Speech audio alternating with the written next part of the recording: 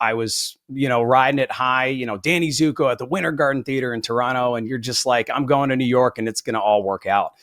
And I could barely get out of bed for a year. I kept thinking, why did no doctor ever ask me what I eat? It never came up in conversation. I was doing all the things I would consider were right. I was in good shape. I was exercising regularly, but my body was incapable of healing. When you can't even exercise or walk to the store and you get your life back, that's like, life is good after that.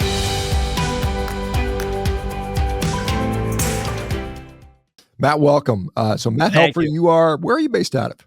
So my wife and I, we settled down. We found ourselves in small town southern Utah these days. We are in Santa Clara, Utah, so kind of the St. George region. So you can imagine it's like as hot as Vegas, but you got mountains everywhere. Yeah, I remember driving through that part of the country. It's really pretty. I mean, real pretty drive up through there. It's stunning. Stunning, countryside, and it's some. You got the red rocks. My wife and I lived in New York City, like in Manhattan, for 6 years, and we traded skyscrapers for mountains, and it was an absolute. It was a wonderful change. It's nice to have the freedom of space. Absolutely, that's something people don't appreciate. I'm thankful. I'm living in a place where I'm got a bit of room around me as well. So it's nice. Well, I guess let's just get started. Maybe just tell us who you are a little bit. I know you've got some history of acting, and then you do some stuff around health and wellness type stuff. So tell us your background, where you grew up, how that evolved, and so on and so forth. Definitely. So I'm from Boston, actually, believe it or not. And, I kind of did that sports route my whole childhood. And, after a few injuries, the D1 baseball wasn't going to come in when, your elbow gets blown out. And I did what all the cool kids did, which is, you became a theater English double major in college. And no, I really found my calling there. So I went to College of the Holy Cross in Worcester, Massachusetts. I did a theater English major, and that kind of sent me to either New York or LA, and I'd done a lot of theater in college, but I thought, hey, let's give this film thing a go. Moved to Los Angeles. That was a kind of a 5-year tenure there, and things were going pretty well. It's a hard market, but musical theater really picked up because I'm a singer as well. And so that was sort of where my road started to move towards. That was the road I went down. I met my wife out here in Southern Utah at a beautiful outdoor amphitheater called Tuacahn Amphitheater, which is why we're settled back here now. And that road just led me all the way to New York. And the reason that this whole carnivore world opened up to me is because I was pretty much bedridden for a year in New York City with inflammatory back pain. So I'd come off maybe the biggest job of my life. I was, riding it high, Danny Zuko at the Winter Garden Theater in Toronto. And you're just like, I'm going to New York and it's going to all work out.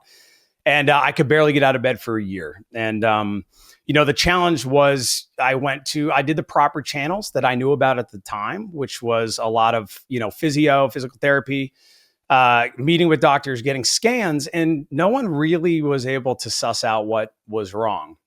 All the scans would come back and say, hey, there's nothing that wrong with you. I think, maybe it's just postural alignment, spinal alignment, let's work on that.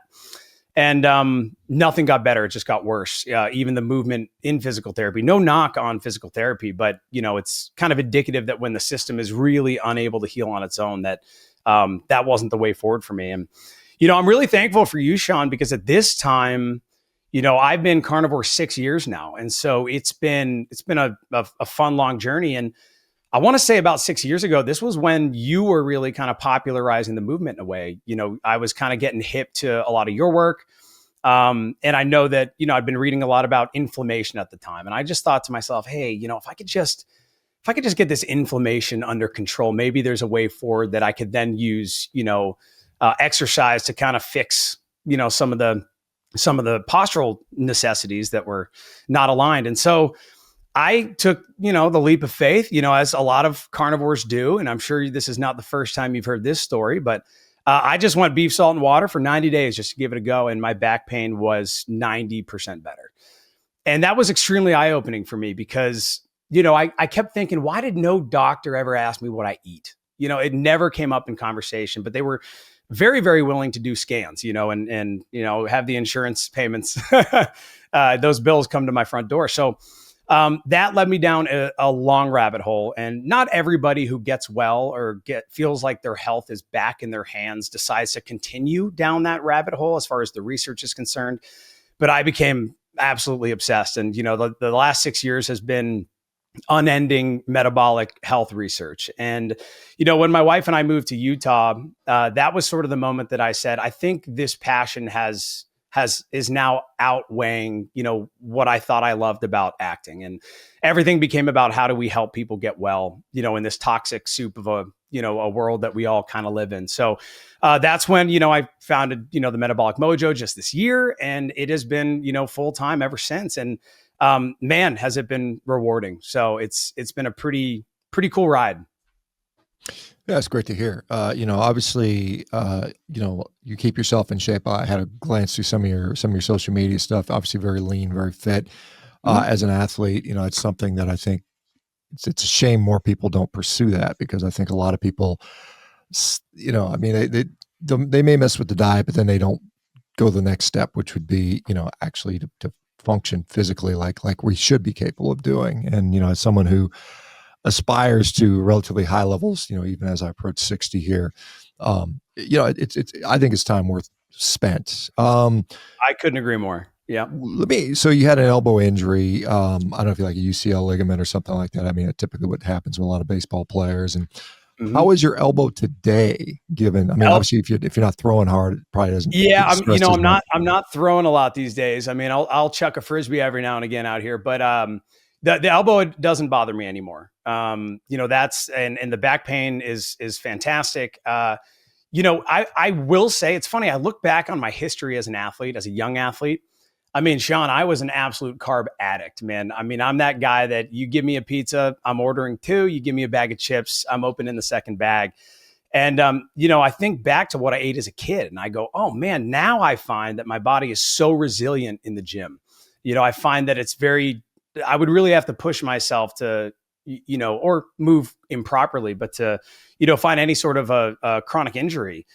Whereas back in the day, man, I fractured my L5 vertebrae in high school, herniated a disc when I lived in Los Angeles. I tore my groin on the tour of Mamma Mia, just, doing backflips on stage. And to your point about the exercise, I think it's kind of critical.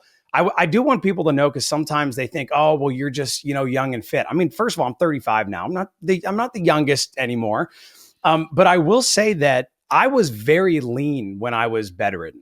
And I think that's important for a lot of people to hear. A lot of people think, the metabolic health milieu is really just subjugated to people that are unwell or sedentary or diabetic and overweight.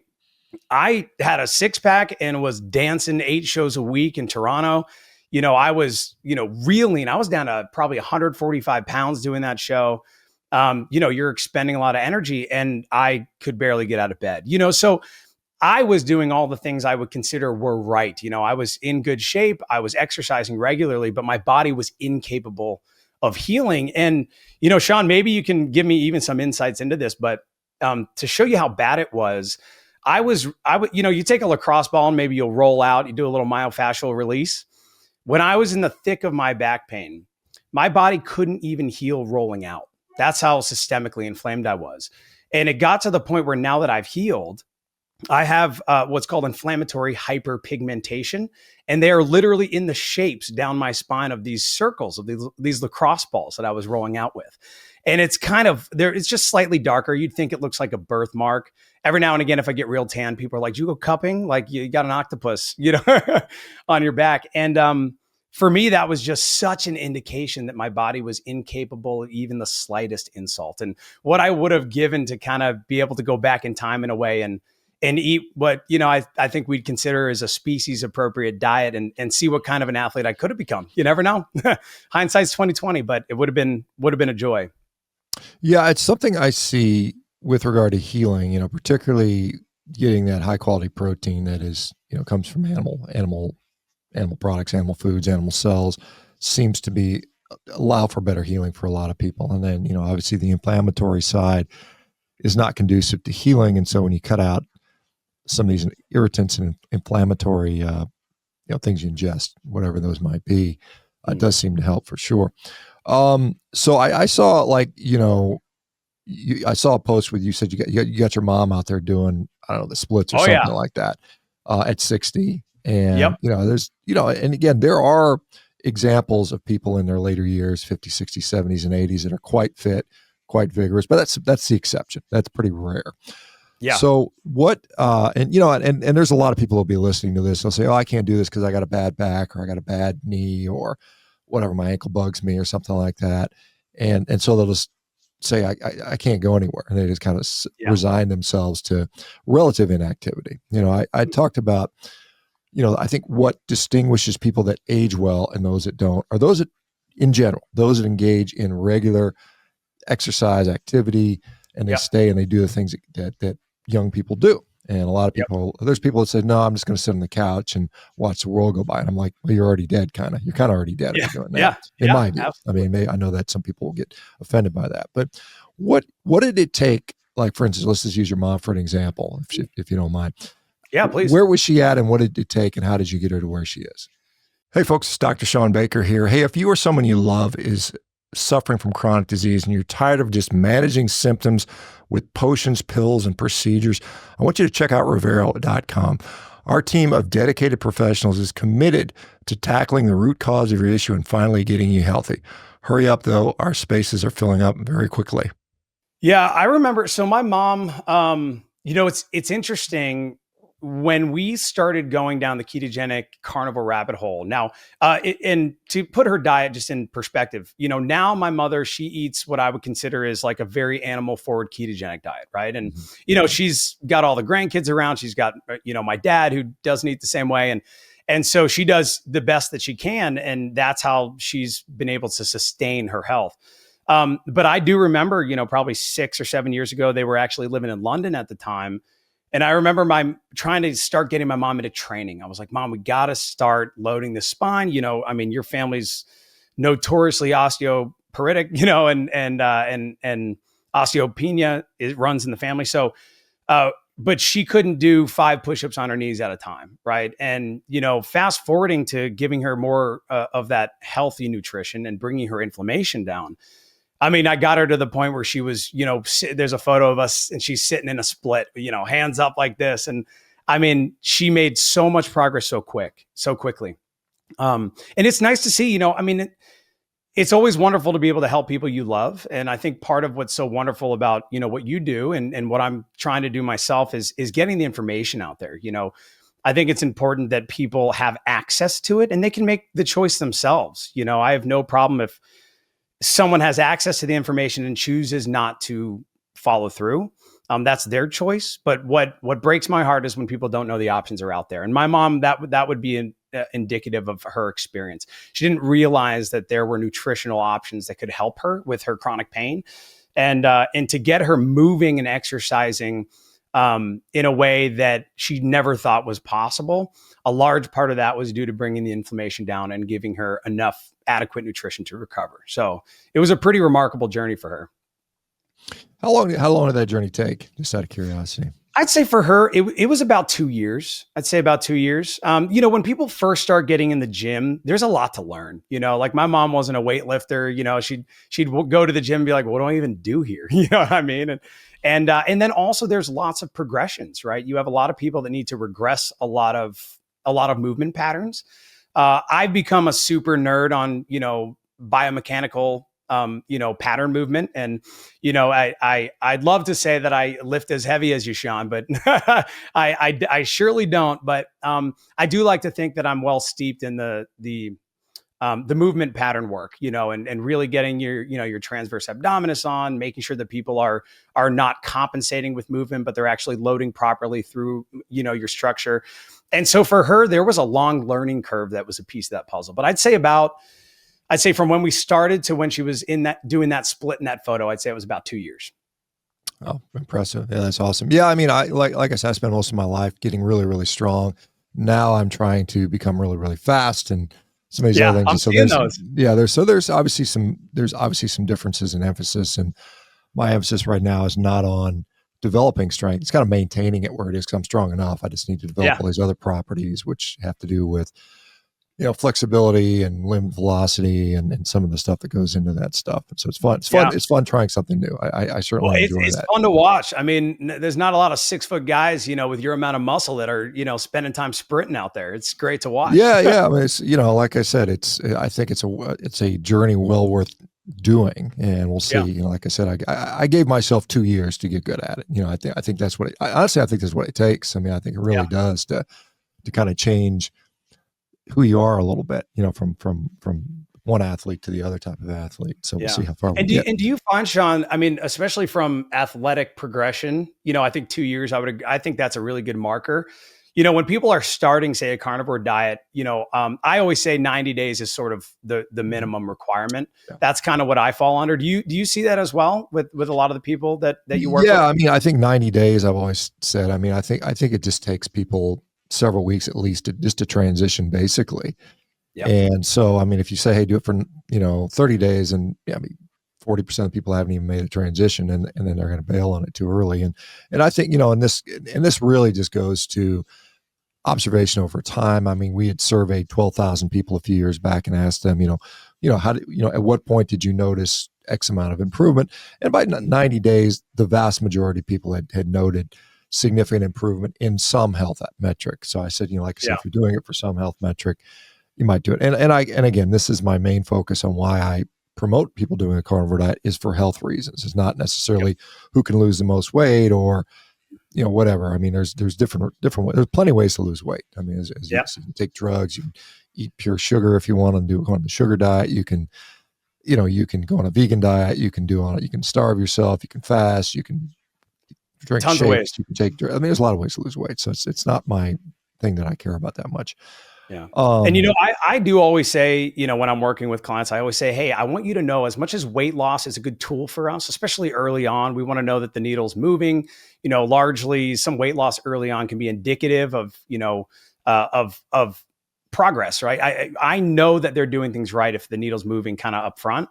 But I always say that weight loss is the least impressive thing that's happening here. And that, the metabolic, looking at the metabolic engine, what's happening under the hood, is so much more impressive, that I think. And so it's good for people to know, because they might not, they're not measuring that necessarily. They can easily step on a scale and go, yay, I lost 10 pounds. But I like to remind people that it's the least important thing that's going on, Yeah, I mean, I certainly don't discount the impact of body composition. No, I think, because it's something that does reflect long term. Like I said, you can look at any lab and it changes every day, and it's just like, what is going on long term? So I do think people, putting on more muscle, losing excess body fat is always a good place to be. And in fact, absolutely, yeah.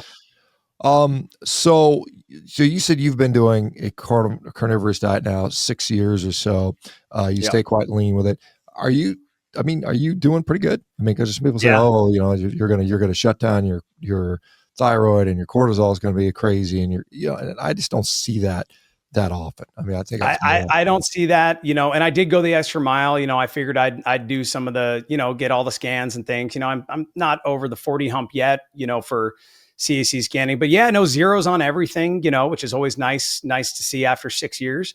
And I got to tell you, I feel fantastic. I mean, another one, even regarding brain fog, I had brain fog forever, and so did my mother. And she said, I thought this is just how you live. Like, and so that is a big one that definitely lifted for me. And important for you and your audience to know, my wife has been carnivore for 6 years as well. She's less outspoken on social media about it, but we eat the exact same way. And I will say she did it for me. And for those of you out there that might be trying to get well using nutritional paradigms like we're suggesting, like carnivore, animal-based keto, all that jazz, having someone in your corner matters. Yes, hiring a coach is a great way to go, especially if you're on your own. I mean, that's what I do. And it's nice to get the information, but I don't think I would have had the balls to go for it if my wife hadn't said, I'm doing this with you. It's kind of tough if you're sitting there cooking a steak and someone across from you is eating a plate of pasta. It's, until your cravings are under control, it can be a little challenging. And I think, having a bit of accountability, in your network is really useful. It's really helpful. So, and my wife is, she's a professional dancer. And so, if you have any questions about, she's literally an elite athlete. I know that we live near Vegas, so I don't mean that kind. I mean, ballet and, and jazz and tap and all that jazz. So, so she is a high performing athlete. In fact, if I were to take my athleticism, of which I think I've been relatively gifted in life, She outperforms me all day long. She's, you know, the 8-pack, you know, benching, doing handstands, walking around in a split, you know, I mean, she's pretty darn incredible. So what I love about her story, Shawn, is that she did it for me. There was nothing wrong with her when she started. Nothing. I was the one who was broken. And so I was willing to take a shot in the dark here, long before I had done, you know, the research I've done now. But my wife didn't have anything wrong with her. And, you know, people go, hey, why'd you stay on that? I mean, it's pretty strict, you know, it's relatively restrictive socially. And she said, because I feel like I'm my best dancer. You know, I can jump higher. I recover better after each show. I'm never bloating at a show. I'll never forget, we were in New York City at the time and she was doing a show. And we went over, it was in a pinch. So we went over to Wendy's and just got like 4 beef quarter-pound patties with, you know, bacon on it. And went back, and most of the other girls in the cast are going to like Sweet Green and they're getting their, you know, big acai bowls and their salads. And I remember her texting me saying, oh man, everybody's having like stomach digestion problems right now, like all the girls. And I just had a pound of meat and I feel great. You know, my energy's there. I'm not bloated. So it's been a game changer for her. And I think it's important for young people, especially, to really consider how important living preventatively is. You know, so many people come to this diet like I did, or come to this way of thinking a little too late. You know, they kind of wait till things are really wrong or broken. You know, diabetics that I work with, it's like, that's a 15, 20-year disease. You know, if only we'd measured the right things earlier, you know? And so I always just like to give the pitch to the young, healthy guys and gals out there. You know, it is so critical to at least contemplate living preventatively. And my wife's a great example of that. She's an elite athlete. There was nothing wrong. And Carnivore made her feel the best version of herself. Yeah. And I think, you know, it's kind of interesting because a lot of people that, you know, get themselves sick, maybe they don't take care of themselves so they're in their 50s and then they go carnivore and, you know, they have to be very strict or, you know, things come back to them. And I think maybe if you were to do this preventatively early on, you would avoid all this buildup of damage and you might have a little bit more cushion to where you could occasionally say, hey, look, I'm going to have something else, but realize that most of my nutrition needs to be on point most of the time. And I think that serves, you know, serves most people pretty well, you know, whether, you know, I think that's a really, really great point, because a lot of times, I mean, listen, going strict carnivore, for a lot of people, especially depending on where they're coming from, it can be a challenge, you know, at the beginning, even just from a social perspective. I mean, I'll have phone calls with people and talk about how do we manage this if you're a very social person, you know, you're going out with friends, you have a big family, your kids are cooking certain things. And that can be a challenge. But you know, I find that my goal when I work with clients is I say, hey, my goal is that you have as much quality of life as possible while still attenuating your disease state. If we can, you know, if we can get you metabolically well, then we can have conversations about, hey, maybe an olive isn't going to kill you. Maybe some pickles are fine. You know, there are going to be a lot of things that people, when they're healthy, can tolerate, like to your point. But then there are some people, you know, you take the Michaela Petersons of the world and you go out, these, you know, got to be beef, salt, and water. The Lion diet, any deviation is going to set you off, you know? So I think it's a really, really good point that, you know, with young folks, if they could really live preventatively in this way, maybe there would be a buffer downstream, you know, later in life, so that they could be a bit more flexible if they wanted to. Yeah, that's a fair enough statement, I think, for sure. So given that you know, I guess you're not pursuing acting anymore at all, I guess that's something you're like, I'm fine to let go of that. I mean, obviously you want to you want to stay physically in shape. So I assume you're doing so. Are you, I mean, you know, I don't know. I mean, as an athlete, I'm always looking for athletic stuff to do. It's my whole life. Yeah. It's just built into my brain. I think I'll be 90 out there trying to figure out what the hell I can do as a 90-year-old. If I, you know, if I make it that long. But what are you trying to do for yourself personally? Not outside of what you do, you know, as a career, but I mean, do you have any personal sort of like, I want to do this or that? Does that fire still burn within you? You know, when coming back from you know, how messed up my body was. And during that time I had, you know, lots of pelvic misalignments, you know, foot misalignments. I am deaf in my left ear, believe it or not. And so, even, if you freeze frame me here, and I'm sure maybe someone will do it and make a meme, but I talk to the right side of my body. Like I literally talk to my good ear so I can hear myself. And, over time, whether it's a compounding of all those things, or there was a singular injury, maybe the torn groin that broke the camel's back in a way. But I find that I feel my best when I'm working on, biomechanical alignment, so I'm really just I let the diet keep me very lean. And then I try to be able to perform because I do love recreational sports. I was never into like powerlifting or any of that. If I was lifting, it was always to play a competitive sport. Maybe this is just classic with, my age right now, but now golf is the one for me, and I live in Southern Utah where there are a lot of beautiful golf courses, and that's like that gets my competitive juices out. But we live right down the street from a ballpark. And when my wife and I started having kids, like, Lord knows we're going to be, if we got some kids, they're going to be out there playing. And so for me, I think about being future dad, and, I really just want to be very, very capable, and so at the gym, I always say I lift, I don't really lift as heavy anymore. Everything is a bit more functional, maybe a bit more, I try to go more the explosive route. And then again, we live in nature, and so, the sunshine calls you out here. And so we do a lot of hiking, a lot of day camping. If I can get my wife to stay overnight, then we do a night camp, but she loves a shower. So we're just out in nature all the time. And so for me, going from we were living in New York City and I couldn't walk to the grocery store, which is the worst city, in my opinion, to be bedridden in. It's pretty embarrassing when you have to ask your wife to always go pick things up. It was really rough. So for me, getting my life back, my goal is to be as functional as I can be, and I those are sort of where my workout modalities come from. And, but I'm always down to experiment. And I'm sure once we have kids, there will be new goals, hey, dad wants to be coach or something. And now you want to be, get that arm moving again, make sure the elbow is feeling good. So, those are kind of the goals currently. Yeah. Yeah, I mean, as kids come into the equation, you want to be a role model for them. You want to be an example for them. And so if they see you being fit and active and exercising and not eating garbage, that's going to impact them more so than, you telling kids do this or that, because they kind of watch you rather than listen to you in many ways. Yeah, it's a great point. You just kind of set the pace. You set the tempo in the house with that. Do you find that, and your point about lifting power, I did powerlifting for like 20 years. I don't do that anymore. Yeah. I mean, I still do some of the exercise, but I don't do it in a way that I'm trying to, max out, I used to. It doesn't serve me to what I want to do as an athlete myself right now. I still want to be pretty strong, but I don't need to be as strong as I once was. Do you find, okay, so you said diet keeps you pretty lean. What do you eat? What is a diet? What is it? Because I don't know what you weigh now. You said you were 145 when you were dancing. I assume you're maybe a little heavier than that now. But yeah. I probably sit at about 155. I'd say that'd probably be my norm.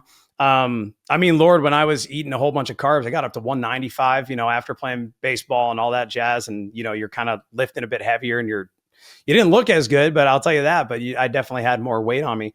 What I eat now, I will say my wife and I, we are carnivore, and we include all the things, right? We're not honey and milk. But I do eat dairy. I eat eggs. We eat lots of fish and lots of meat. I would say red meat would be the main staple. I would say meat and eggs and cheese, would be the main event.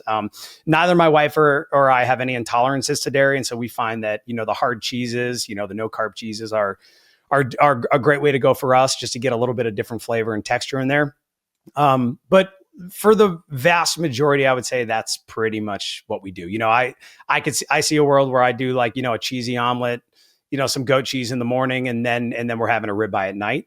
And I do find that eating twice a day is really all I need. I mean, every now and again, if I have a really good workout, I just listen to my hunger. If I'm feeling like a little snack, maybe I'll get a few little mozzarella balls and do that. But for the most part, eggs, dairy, and red meat is kind of where we're at. And we throw fish in there every now and again.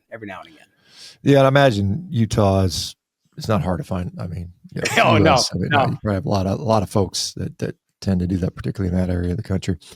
And so back pain gone. So, I mean, that's completely in the back rearview mirror.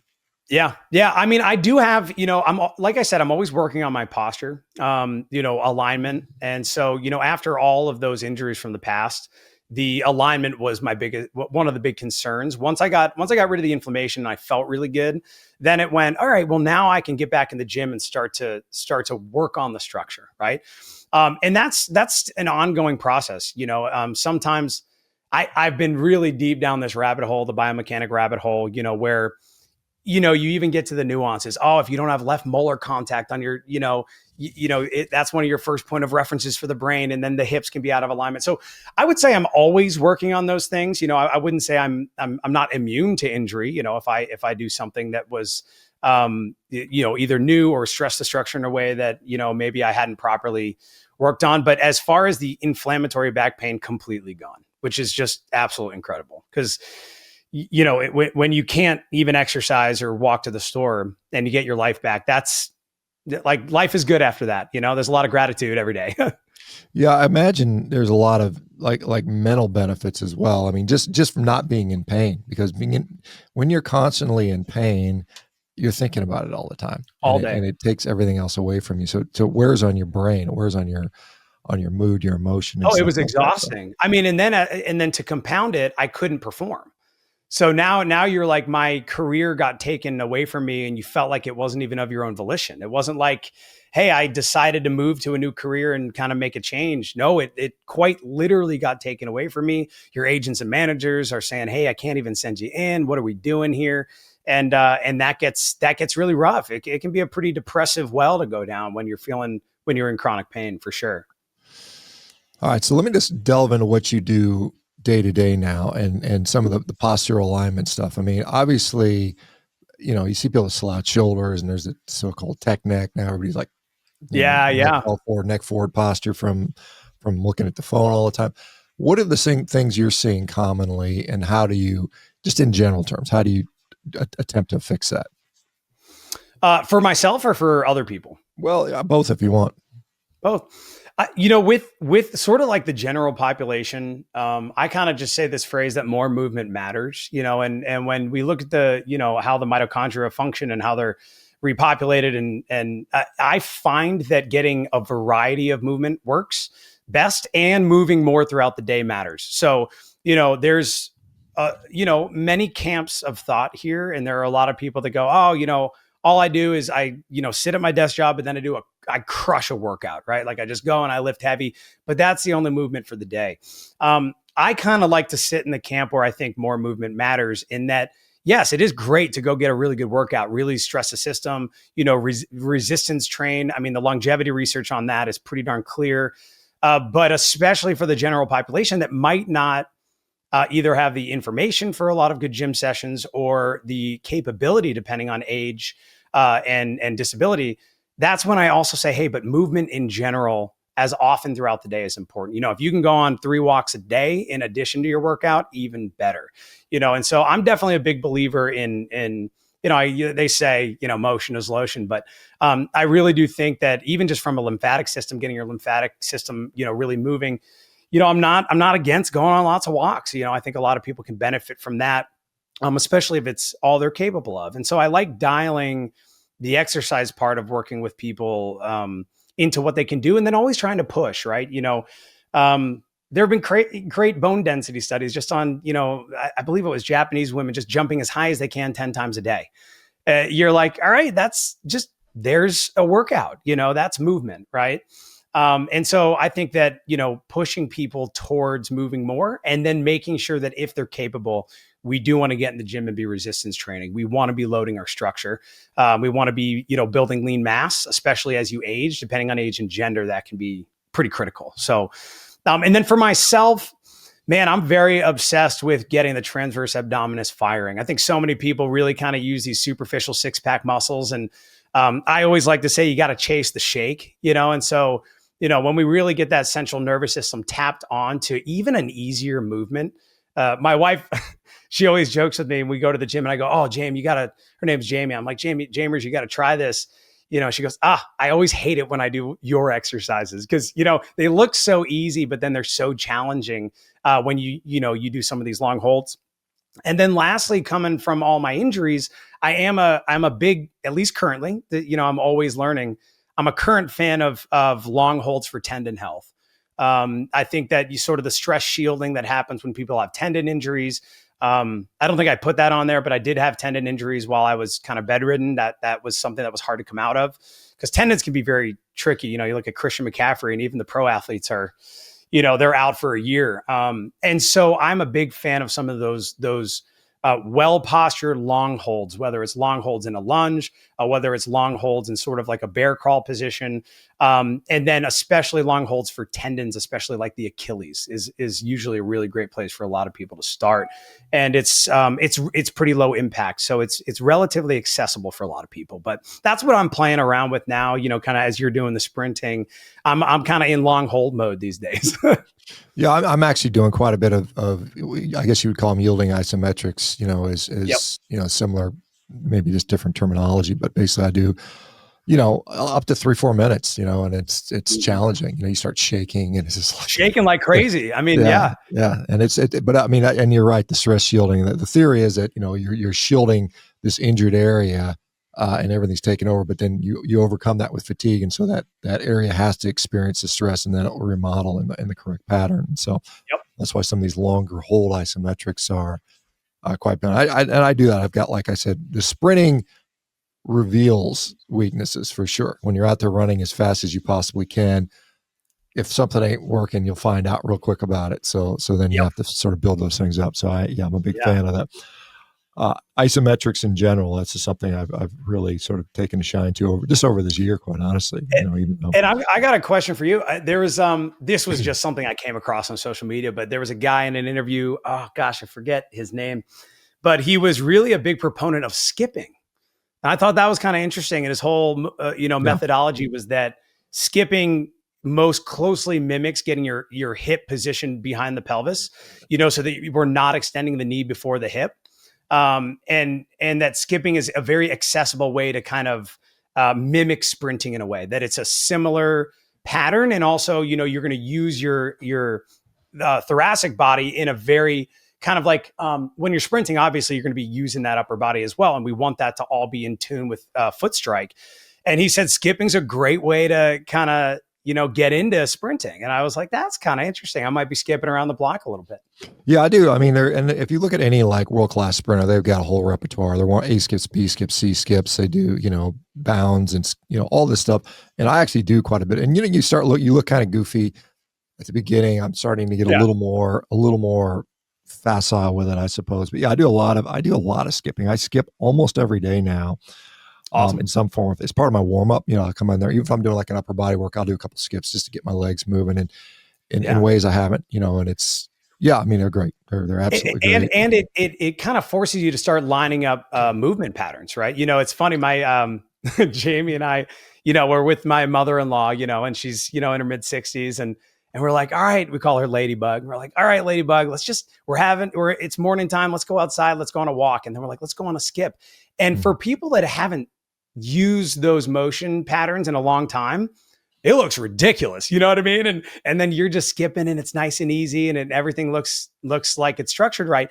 And it's a great way for people's brains to start to really get movement patterns back, in a way that they might not have used in a long time. A lot of people don't sprint past 30, so a lot of people haven't had to mobilize those movement patterns. So I think skipping can be a nice little, it's an intro into sprinting. And I think this is the thing, because a lot of people hear about the benefits of sprinting and then they try to do it, then they immediately get hurt, which is absolutely what's going to happen. And I tell people, most people aren't ready to sprint, particularly over a certain age. And so it takes, and like I said, I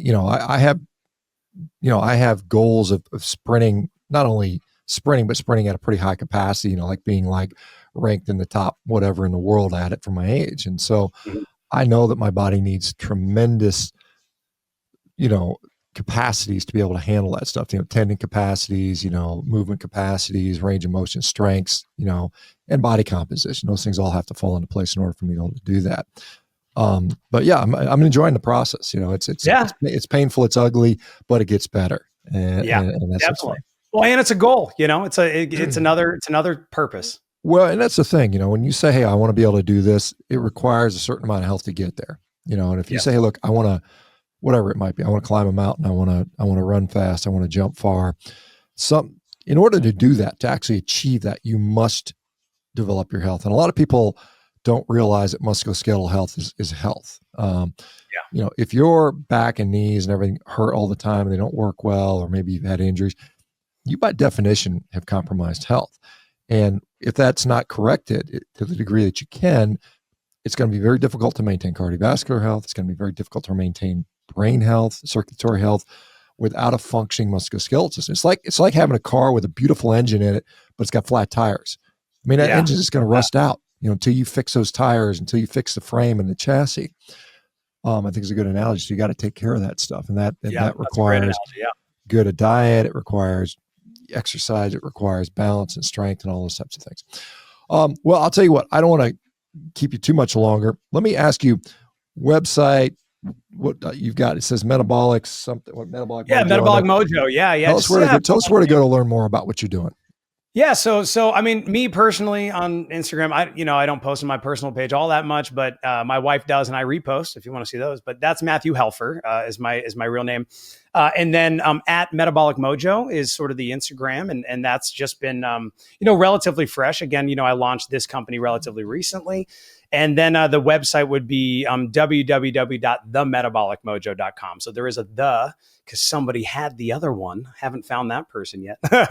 But yeah, so the metabolicmojo.com is where you could find the website. But yeah, no, I absolutely surely appreciate anybody who is interested in following me on this journey. It's been a wild ride, and I'm so glad that I'm here now because it's been wonderful. Well, it's good to hear your story, and thanks for taking the time to do this, and good luck. And hopefully anybody come check you out, and hopefully it sends you some people that are interested. So Matt, thanks so much, man. Appreciate it. Hey, you as well, Shawn. You have a great day. Cheers.